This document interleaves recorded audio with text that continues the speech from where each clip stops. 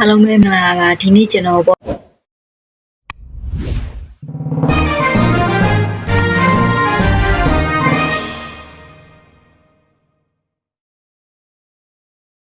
့နော်ဒါ short position ပေါ့နော်ဈေးအကျကိုဝယ်ထားတာလေသူ့ရဲ့ time frame ကကျွန်တော်30မိနစ်ဖြစ်ပါတယ်။ဘာဖြစ်လို့ကျွန်တော်ဒီကို short position ကိုယူလိုက်ရလဲဆိုလို့ရှိရင်ဒီသူ့ရဲ့ pattern ဆိုရင်ဒီကောင်က half and shora pattern မှာဒီမှာဆိုရင်တွားမယ်ဒါက half and shora pattern ဖြစ်တဲ့အတွက်ကြောင့်ပြီးရင်သူ့ရဲ့ဒီ zone နေရာရဲ့ line ပေါ့နော် resistance support line resistance line ကိုဖြတ်သွားတဲ့အတွက်ကြောင့်ကျွန်တော်ဒီဈေးကိုအကျဆိုပြီးတော့ဒါကျွန်တော်ခံမှန်းပြီးတော့ဒါဝယ်ထားဝါလောက်ထားရပေါ့နော် trade ထားရပေါ့နော် future trade မှာဖြစ်ပါတယ်ဒါကျွန်တော်ဒီသူ့ရဲ့ time frame က30မိနစ်ဖြစ်ပါတယ်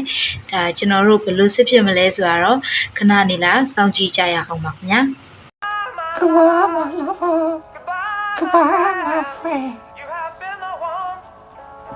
You have been the one for me.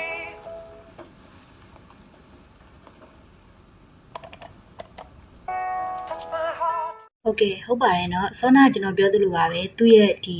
ကန်တယ်ရာဆိုရင်လုံးဝအောက်ကိုတောင်းပေါ့เนาะကြာသွားတယ်ပေါ့เนาะဘလောက်ထိတောင်ဆဲလဲဆိုလို့ရှိရင်သူ့ရဲ့ဒီဇုံအထိ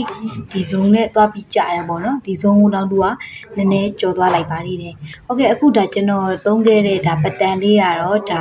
half and shora ပတန်လို့ခေါ်ပါတယ်ဘာဖြစ်လို့ half and shora ပတန်လို့ခေါ်လဲဆိုရင်ဒီမှာသွားတယ်ကြားတယ်ဒီမှာတက်တယ်ကြားတယ်ဒီမှာတက်တယ်ပြီးတော့ဒီဘယ်ဘက်မှာရှိတဲ့ဒီဟာပေါ့နော်ဒီဟွာလေးနဲ့ဒီ position လေးနဲ့ဒီကောင်လေးနဲ့ကလုံးဝတစ်ဖက်နဲ့တစ်ဖက်ကညီနေရပေါ့နော်ဒါလေးကို half and shora လို့ခေါ်ပါတယ်ဒီပတန်ကိုတွေ့မယ်ဆိုရင်တော့သူ့ရဲ့ candle တွေကလုံးဝဟွာပေါ့နော် down trend ကိုတွားတာဖြစ်ပါတယ်ဒါဒီနေ့ကျွန်တော်သုံးခဲ့တဲ့ pattern လေးဖြစ်ပါတယ်သူ့ရဲ့ time frame ကတော့ဒါ50 minute timeဒါကျွန်တော်သုံးခဲ့တာပါကျွန်တော်အမြတ်ကတော့ရခဲ့ပါတယ်မပြောတော့ဘူးเนาะဟုတ်ကဲ့ကျွန်တော်ဒီပတန်လေးကိုအသေးစိတ်အနေနဲ့ပြန်ပြီးတော့ပြောပြပါမယ်ခင်ဗျာဒီပတန်လေးကိုကတော့ half and shora လို့ခေါ်ပါတယ်သူ့ရဲ့အဓိပ္ပာယ်ကတော့ခေါင်းနဲ့ပခုံးလို့အဓိပ္ပာယ်ရပါတယ်ဘာဖြစ်လို့လဲဆိုတော့ဒီကောင်ဒီထိတ်မှရှိတဲ့အတွက်ကြောင့်ဒီကောင်ဒီခေါင်းပုံစံဖြစ်ပါတယ်ဒီကောင်ဒီပခုံးနှစ်ဖက်နဲ့တူပါတယ်ပခုံးနှစ်ဖက်ကြားမှာခေါင်းတစ်လုံးရှိမယ်ဆိုရင်ဒီပတန်ကိုကျွန်တော်တို့က half and shora လို့ခေါ်ပါတယ်သူ့ရဲ့ပေါ့နော်ဒီလိုပတန်ပုံစံမျိုးအနေနဲ့ဒီအဲ့ဒီကန်တယ်ရီအနေမှာပုံစံပေါ်လာပြီဆိုရင်ကျွန်တော်တို့သူဒီများတော့အဖြစ်ဒီနားလောက်မှာဒီနားလောက်မှာစဝယ်ပေးရပါတယ်ခင်ဗျာဒီနားလောက်ကနေပြီးတော့ဒီကို entry တွားတယ်ပေါ့နော်ဒီနားလောက်ကနေစားပြီးတော့ဝယ်ပြီးတော့ဒီထီအောက်ကိုကျွန်တော်တို့အမြတ်ရှာနိုင်ပါတယ်ဒီပုံစံဆိုလို့ရှိရင် half and shora pattern လို့ခေါ်ပါတယ်ဒီ